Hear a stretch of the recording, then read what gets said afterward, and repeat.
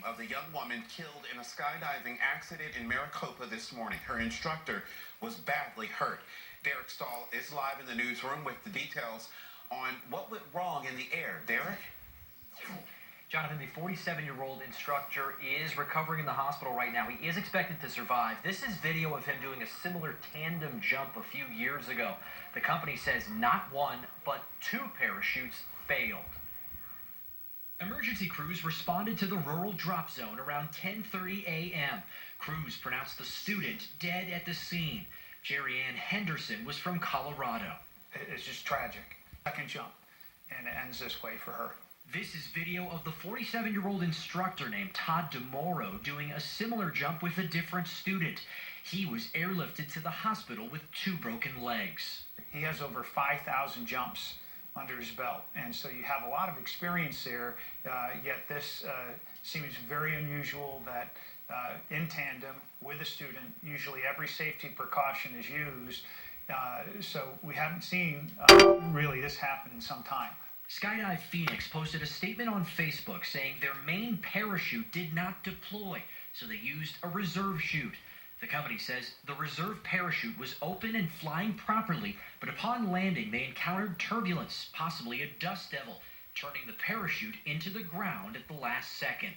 An investigator from the FAA has already collected the parachute. What they'll look at is the equipment, they'll look at the chute, whether and how it was properly packed, and every indication we have right now at this point, and I want to be clear, doesn't appear that there's anything amiss at all.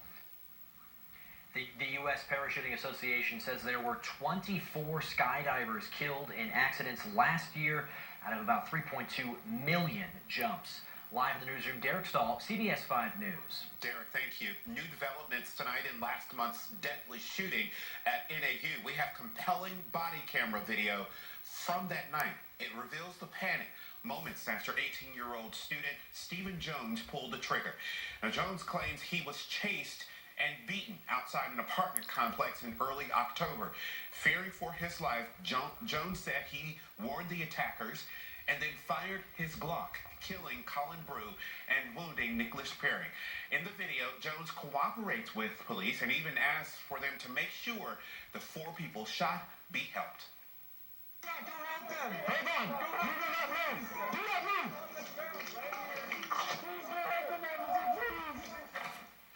Jones is still being held in Flagstaff on $2 million bond, and he has been indicted on first-degree murder charges.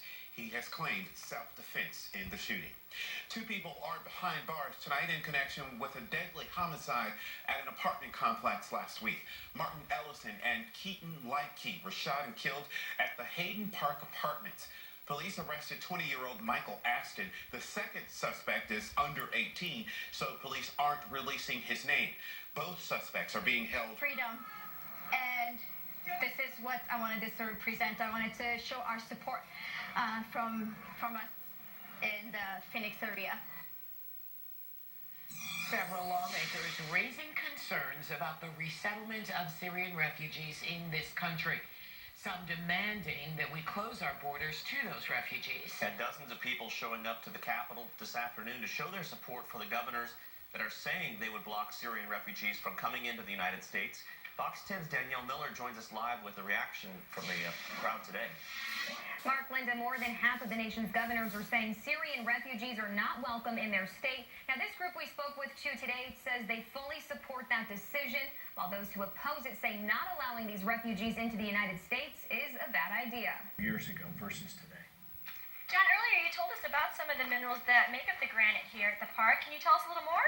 This is an excellent example of how you're going to have to use your imagination.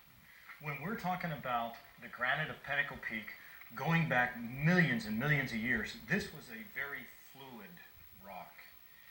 I like to describe it, it may not be very accurate, but I like to describe it visually as molasses that you've taken out of the refrigerator. It's moving, it's very slow, and that's how this granite may have been.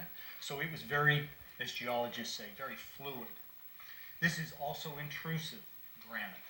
So as it's being forced and pushed up and back down through a variety of geological forces. It intrudes upon other layers of rock. Here is a prime example of that. It is called a xenolith, where this granite intrudes upon this other layer of rock and a piece breaks off. And remember, this piece of rock is going into something that is very pasty almost and fluid-like, and so it sticks in there and it becomes a part of this piece of granite. So that is called a xenolith. I also called it porphyritic granite, which means it contains large crystals.